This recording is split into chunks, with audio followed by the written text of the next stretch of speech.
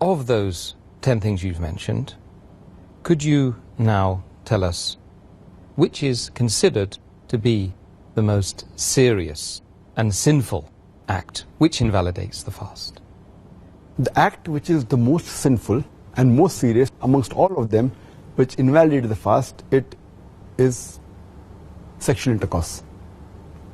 That when you have sexual intercourse and when the two private parts meet, then your fast is invalidated, whether ejaculation takes place or not. And you have to repent for that. You have to complete the fast for that day and you have to make it up later, and you have to pay a penalty, that's kafara. According to the Sahih Hadith, in which a beloved Prophet said, it's mentioned in Sahih Bukhari, volume number 3, in the book of fasting, Hadith number 1936, where a man comes to the Prophet and says that I am ruined. Oh Prophet, I am ruined. The Prophet says, what is the matter? The man says, I had sex with my wife while I was fasting. So the Prophet says that, can you free a slave? So the man says, no, I cannot. Then the Prophet asks, can you fast consecutively for 2 months? Can you fast continuously for 60 days? The man says, no, I cannot. Then the Prophet says that, can you feed 60 poor people? And the man says no, and the hadith continues. In short, we come to know from this hadith that if any person does a sexual intercourse, it is one of the major sins. It is the most serious and sinful amongst all the things that break the fast. The person who does this sin, he should immediately repent to Allah subhanahu wa ta'ala and ask for forgiveness. He should complete his fast for that day and make up for that fast later on after Ramadan. And he has to pay a penalty, and the penalty we come to know from the hadith is that he either frees a slave if he can, if he does not have the money to free the slave, or he cannot find a slave to free, then he should fast for 2 consecutive months. Fast for 60 days. If he cannot do that also, then he should at least feed 60 poor people. And these are the 3 options that have been given for a person to pay as a penalty, as a kafara.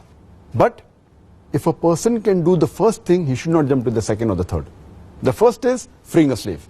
If he cannot do that, if he doesn't have the money or cannot find a slave, then he can go to the next option, that is fasting consecutively for 60 days. If he cannot do that, if he is unable to do that, continuously fasting for 60 days, if he fasts for a few days and then one day he doesn't fast, he should start again. He should fast consecutively for 60 days. If he doesn't have the capacity to do that, then what he can do is he can feed 60 poor people. And each poor person should be fed with approximately half sa. Each sa is equal to 3 handfuls of outstretched hand of wheat.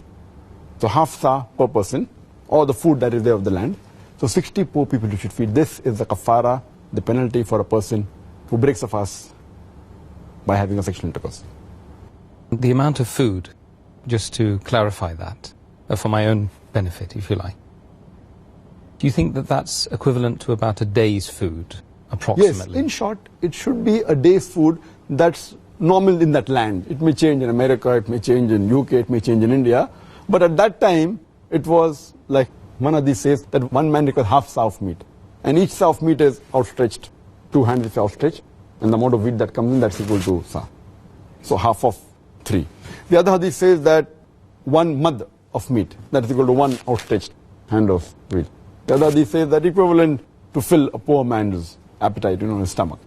So in short, you should feed a poor person, 60 poor people you should feed, approximately what is the food of that land that you should feed him. And if you can't find people in your land who are poor, then you look for the nearest place, or?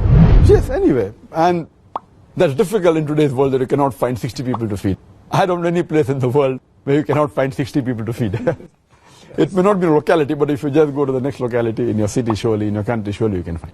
I wish to Allah subhanahu wa ta'ala may that time come. Ameen, ameen. Which will come, inshallah. Inshallah.